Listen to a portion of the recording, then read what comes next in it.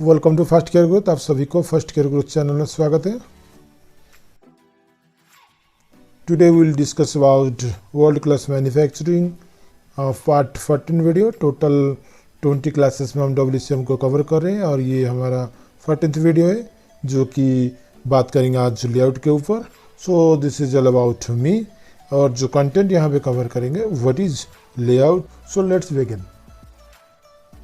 सो layout generally सबको पता है। लेआउट मतलब आपका कहीं पे आप ऑर्गेनाइजेशन सेटअप कर रहे हो, जो भी आपका फैक्ट्री का लेआउट रहेगा, मशीनरी आप कैसे सेटअप करेंगे या आपका जो भी मैन्युफैक्चरिंग कर रहे हो उसी हिसाब से आपका मशीनरीज कैसे आप स्पेसिफिक लोकेशन फिक्स करते हुए आप मैन्युफैक्चरिंग करेंगे, उसके ऊपर हम बोलते हैं लेआउट। सो यहाँ पे हम देखेंगे managing large and complex production works और प्रोजेक्ट वर्क्स। इसको हम बोलते हैं कि हम कैसे एक लार्ज और कॉम्प्लेक्स प्रोडक्शन वर्क और प्रोजेक्ट वर्क हम कैसे कंप्लीट करेंगे, इसके ऊपर हम बात कर रहे हैं।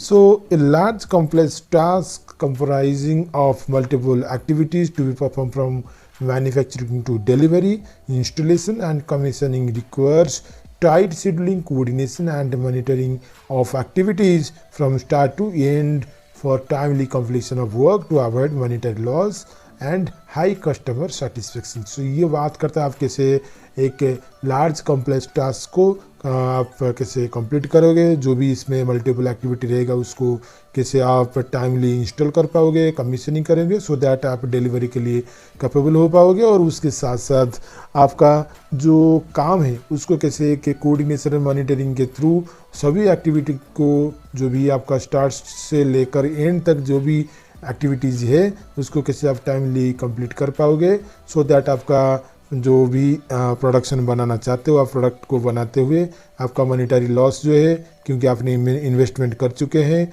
आपका मशीनरी खरीदने में या आपका जो लैंड हो या जो भी मशीनरीज हो, टूल्स हो, उसको आप खरीदने में जो भी आपने इन्वेस्टमेंट किए हो, प्रोडक्शन के बाद आप उसका रिकवरी कर पाओगे। और डेफिनेटली आप एक हायर कस्टमर सेटिस्फेक्शन के ऊपर आप ध्यान देते हो सो दैट कस्टमर आपका प्रोडक्ट को बार बार लगातार खरीदने में थोड़ा सा उसका इंटरेस्ट बना रहे। सो नेक्स्ट रहता है कि जो cost and time performance at the basis of such project activity. आपका कॉस्ट हो, टाइम हो, परफॉर्मेंस, इस सभी चीज़ को आपको ध्यान में रखते हुए आपको लेआउट बनाना पड़ता है सो दैट आपका जो प्रोजेक्ट का एक्टिविटी आप सक्सेसफुली उसका बेनिफिट ले पाओगे। सो यहाँ पे हम जनरल देखते हैं कि the inter relationships between activities need to be understood by the operations team. जो भी आपका एक्टिविटीज है उसके अंदर जो भी इंटर रिलेशनशिप है उसको आपका प्रोडक्शन या ऑपरेशन टीम उसको अच्छे तरीके से समझना चाहिए सो दैट लेआउट का भरपूर इस्तेमाल करते हुए प्रोडक्शन अच्छे से कर पाएंगे।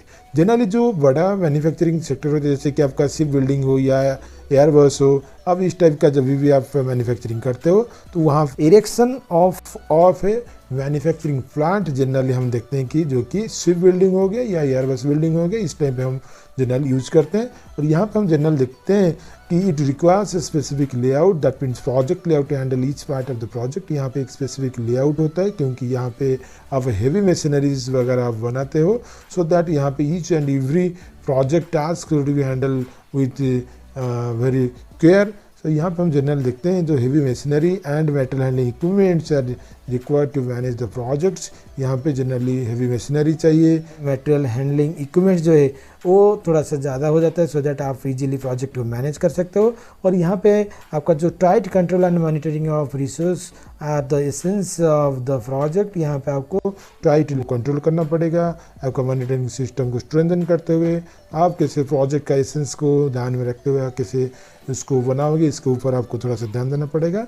और यहाँ पे generally all such production activities are done using project techniques, जो कि हम बोलते हैं CPM जो कि critical path method, and POT जो कि बोलते हैं project evaluation and review technique. तो जनरली CPM और POT ये दोनों टेक्निक है। आप प्रोजेक्ट को कैसे हेवी मशीनरीज वगैरह को बनाने के लिए आप किस टाइप का CPM और POT क्या यूज करने वाले हो सो दैट आपका प्रोजेक्ट जो है स्मूथली आपका कंप्लीशन हो जाए।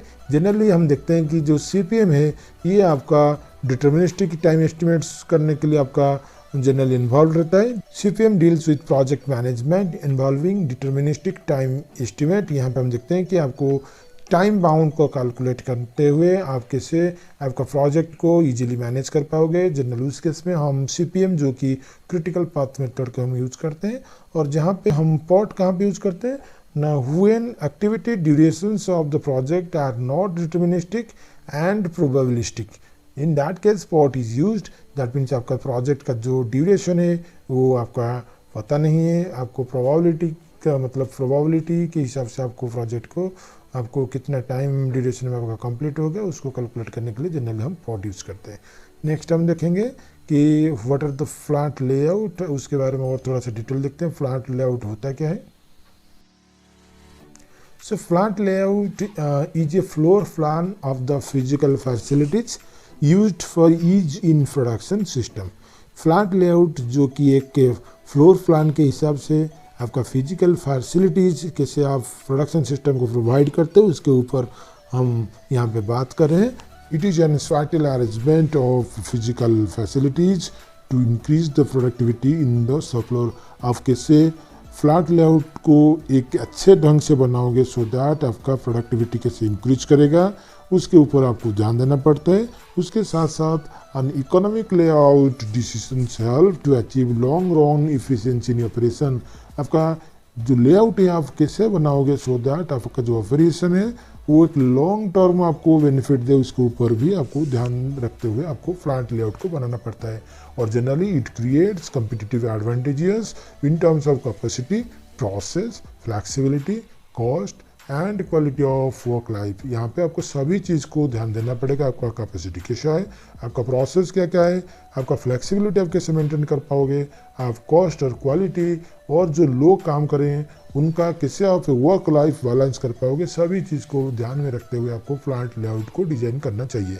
और यहाँ पर हम जनरली देखते हैं कि when operational system suffers due to layout constraint, के किस वजह से आपका जो लेआउट है उसमें क्या क्या कंस्ट्रेंट है, तो वो चीज़ हम यहाँ पे देखेंगे जो कि 6 चीज़ के ऊपर आपका जनरली जो ऑपरेशनल सिस्टम्स जो सफ़र करता है जो कि लेआउट की वजह से फेला हो जाएगा। आपका पुअर ऑन टाइम परफॉर्मेंस, आपका जो पुअर ऑन टाइम परफॉर्मेंस में जनरली क्या होता है, आपका ऑन टाइम परफॉर्मेंस है वो थोड़ा पुअर होता है, ये भी आपको ध्यान देना पड़ेगा, उसके ऊपर भी आपको काम करना पड़ेगा। आपका लॉन्ग प्रोडक्शन लीड टाइम, जो कि आपका प्रोडक्शन टाइम जो लीड टाइम होता है उसको कैसे आप कम करोगे, जितना कम होगा आपका प्रोडक्शन नंबर इतना बढ़ेगा, उसके ऊपर आपको ध्यान में रखते हुए आपको बनाना पड़ता है। और उसके साथ साथ हाई WIP एंड और फिनिश्ड गुड्स इन्वेंट्री, आपका WIP हो गया या FG हो गया, आपका इन्वेंट्री यहाँ पे हाई होता है तो उसको भी आपको कैसे कम करोगे उसके ऊपर आपको ध्यान देना पड़ेगा। और जो नेक्स्ट है हाई ओवर टाइम, जो कि आपका लॉट्स ऑफ एक्सपेडिटिंग और रीशेड्यूलिंग आपको यहाँ पे करना पड़ता है।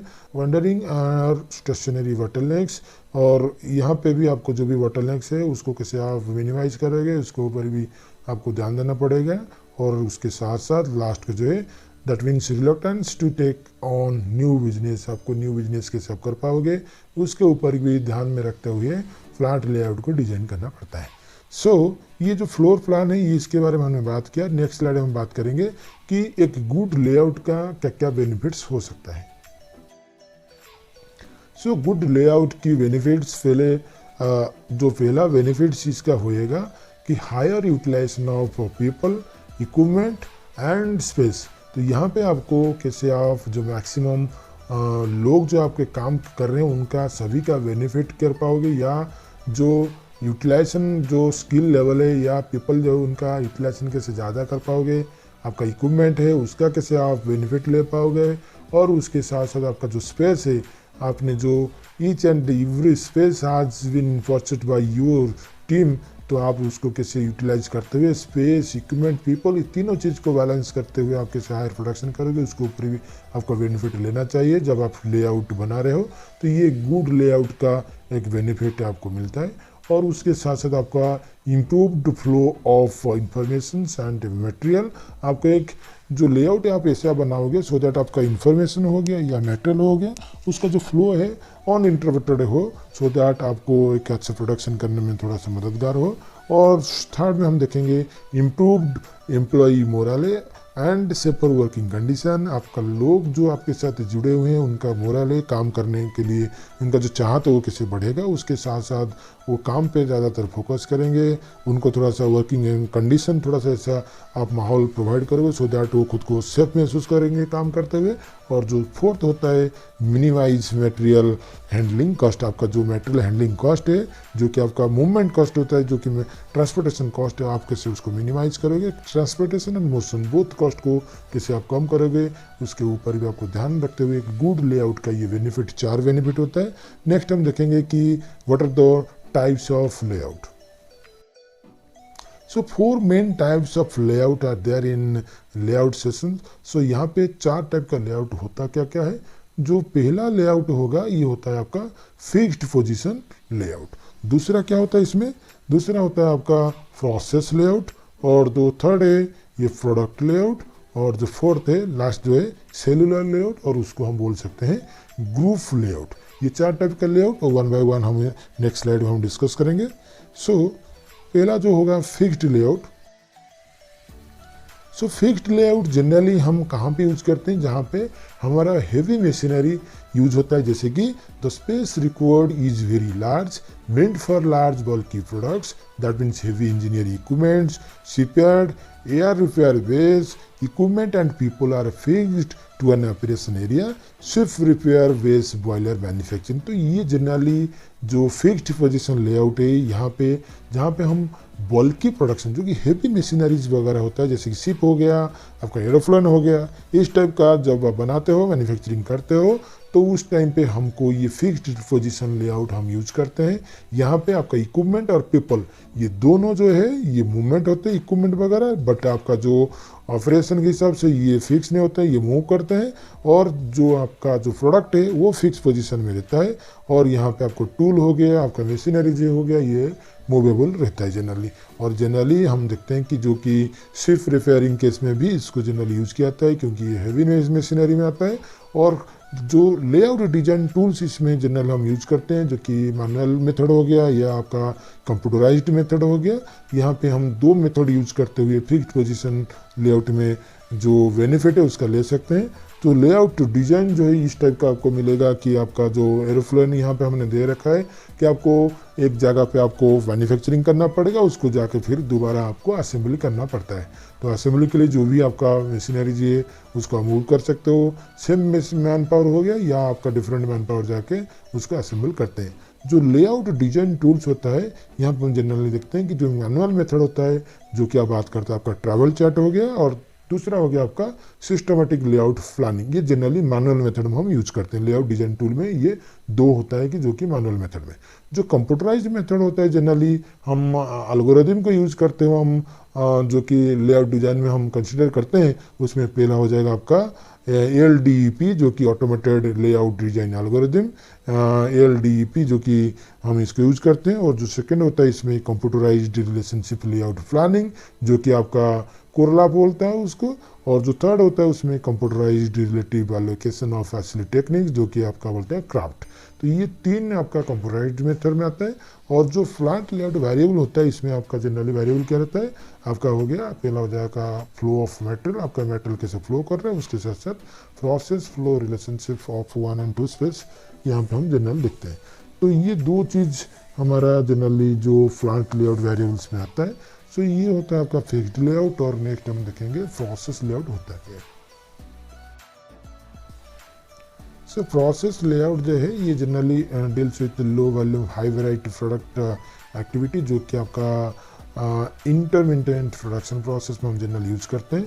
आपका वॉल्यूम लो है बट आपके पास वैरायटी ऑफ प्रोडक्शन जो है, वैरायटी ऑफ प्रोडक्ट आपका ज़्यादा है, उस टाइम पे हम जनरली प्रोसेस लेआउट हम यूज करते हैं। जो product manufacture generally undergoes different sequence of operation. यहाँ पे जब भी आप प्रोडक्ट मैन्युफैक्चरिंग करते हो वो डिफरेंट सीक्वेंस ऑफ ऑपरेशन के थ्रू पास करता है। और it provides flexibility in equipment and labour assignments. और ये आपका एक इक्विपमेंट का फ्लेक्सिबिलिटी के ऊपर भी डिपेंड करता है।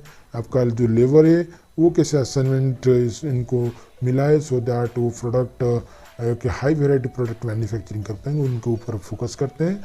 और जो breakdown of 1 machine will not halt the process. यहाँ पे आपका जो फ्लेक्सिबिलिटी इतना अच्छा रहता है कि कोई एक मशीन ब्रेकडाउन में हो जाए तो वहाँ पे जो प्रोसेस इंटर प्रोसेस आपका हॉल्ट नहीं होता है।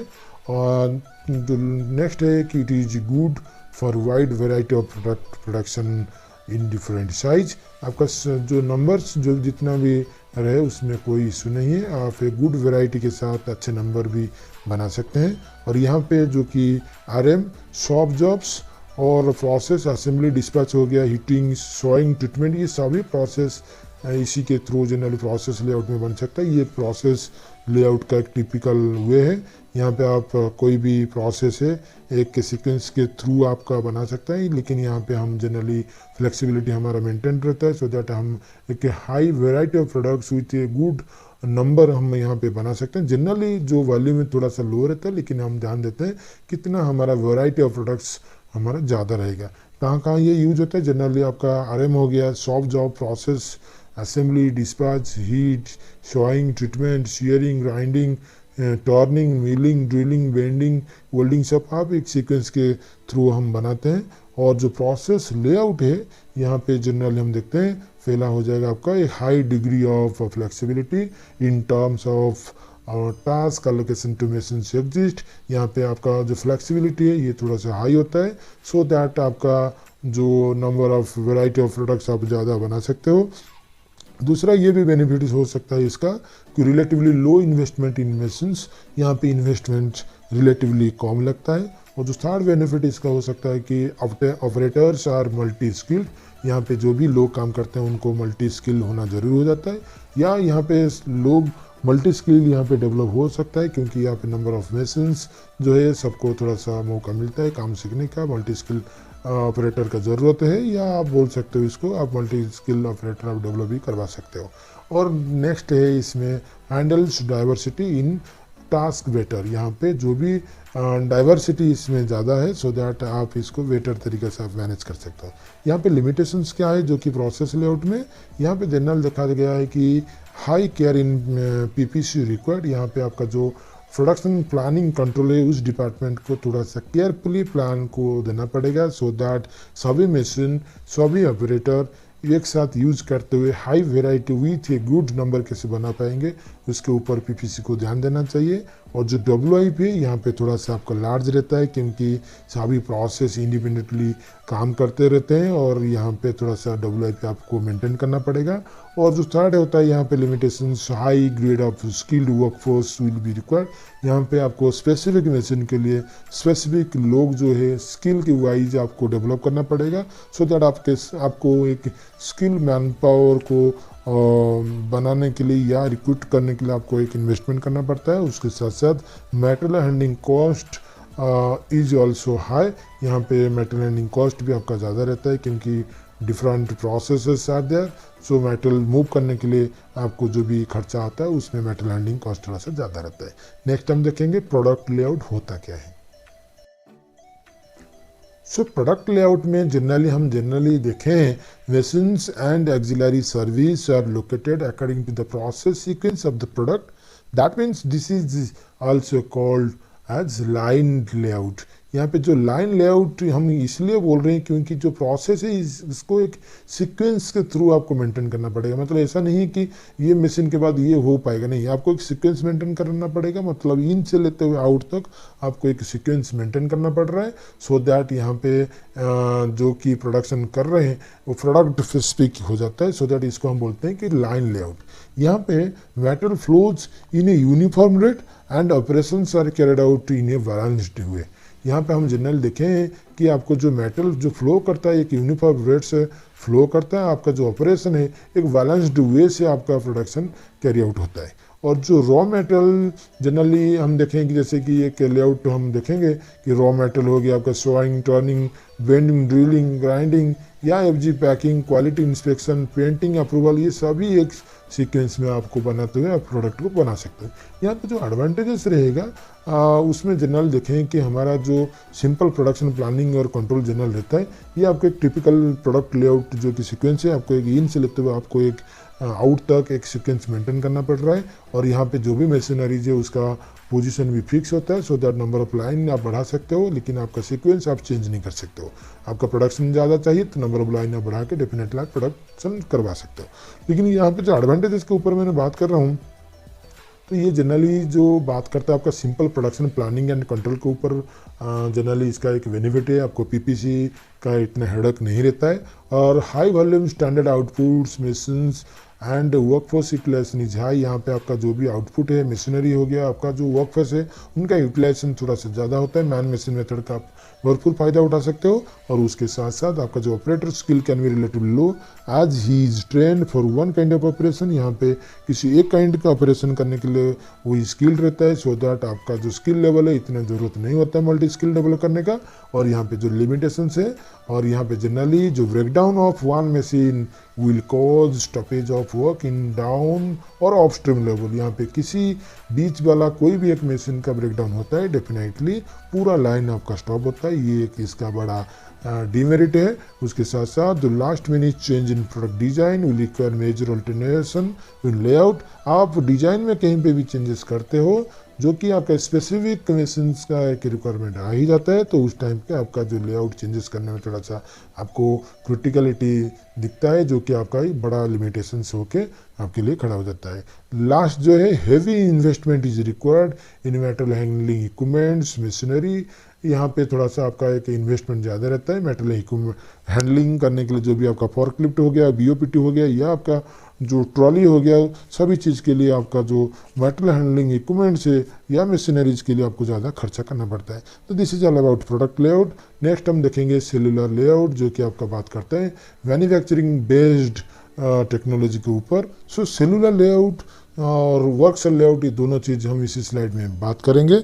सो ये manufacturing system wherein the equipment and workstations are arranged in a efficient sequence that allows a continuous and smooth movement of inventories, materials to produce product from start to finish in a single process flow while incurring minimal transport और waiting। आपको कैसे एक minimum transportation और waiting time लेते हुए आप कैसे एक सिंगल प्रोसेस फ्लो के थ्रू स्टार्ट से लेते हुए एंड तक आप प्रोडक्ट कैसे स्मूथली आपका मटेरियल हो गया, इन्वेंट्री हो गया, सभी को मूव करते हुए कैसे आप एक मैन्युफैक्चरिंग सिस्टम के बना पाओगे, ये जनरली वो सेलुलर लेआउट में ध्यान दिया जाता है। और सेलुलर लेआउट में हम जनरल देखते हैं in order to set up a single process flow or single product flow line, it is necessary to locate all the different equipment needed to manufacture the product together in a same production area. That means this is calls for a improved production layout। आपको जो भी एक product बनाना है, single product flow आपको बनाना है, सभी machine को same जगह पे रखते हुए, सो दैट आपका मटेरियल कॉस्ट हो गया, जो मूवमेंट कॉस्ट है आप उसको कम करते हुए एक ही जगह पे सभी मशीन के रखते हुए आप प्रोडक्ट कैसे बनाओगे, ये जनरल बोलता है आपका सेलुलर लेआउट। और नेक्स्ट हम देखेंगे इसमें जो वर्क सेल क्या होता है कि उसके ऊपर देखेंगे वर्क सेल लेआउट। यहाँ पे generally work cell layout means that means the collection of equipment and workstations arranged in a single area that allows product or group of similar products to be processed completely from start to the finish. That means a work cell layout is a combination of your product and process layout. यहाँ पे हम product और process दोनों layout को हम use करते हुए हम कैसे प्रोडक्ट को बनाएंगे उसके ऊपर हम ध्यान देते हैं। जनरली हम देखते हैं कि हमारा जो कलेक्शन ऑफ इक्विपमेंट्स रहता है या वर्क स्टेशन हम ऐसे अरेंज करते हैं सो दैट हमारा जो सिमिलर प्रोडक्ट्स है वो कैसे कम्प्लीटली एक ग्रुप ऑफ सिमिलर प्रोडक्ट हम कैसे इजीली मैन्युफैक्चरिंग कर पाएंगे उसके ऊपर हम फोकस करते हैं। इसको हम बोलते हैं work cell layout.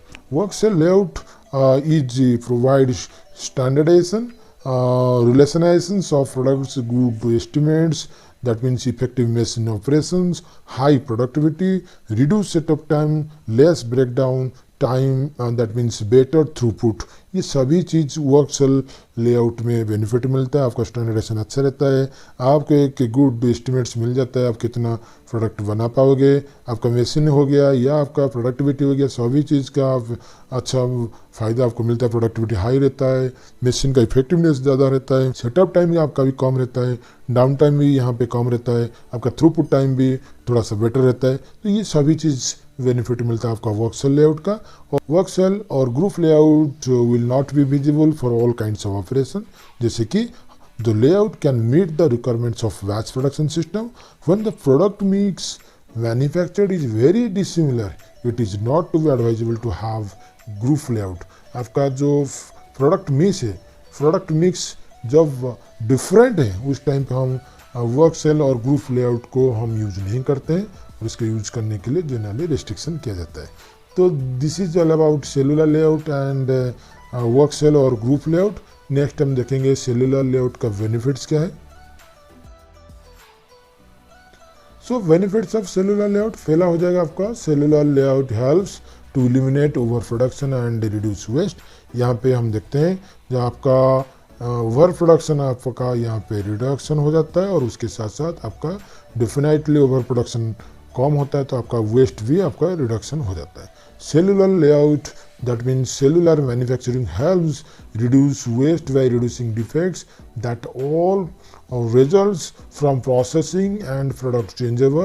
Since products or components move through a cell one piece at a time, operators can quickly identify and address defect.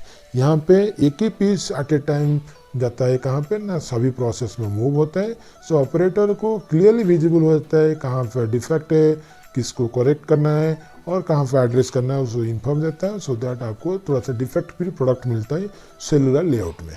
और it allows operators to stop production when defects occur, prevent wasted material और time. यहाँ पे operator आपका prevent करता है material waste को और उसके साथ साथ एक टाइम भी आपको मिल जाता है उसको करेक्ट करने में। उसके साथ साथ हम देखते हैं कि cellular layout typically requires less floor space for equal level of production. आपको सेम लेवल ऑफ प्रोडक्शन बाकी लेआउट से जितना स्पेस चाहिए जनरली सेलुलर लेआउट में थोड़ा सा कम स्पेस आपका रिक्वायरमेंट रहता है। Reduction in square footage can reduce energy use for heating, air conditioning and lightning. यहाँ पे आपका जो एनर्जी कंजप्शन भी आपका कम रहता है and it can also reduce the resource consumption and waste associated with maintaining the unneeded space. That means such as your floors and walls, cleaning supplies.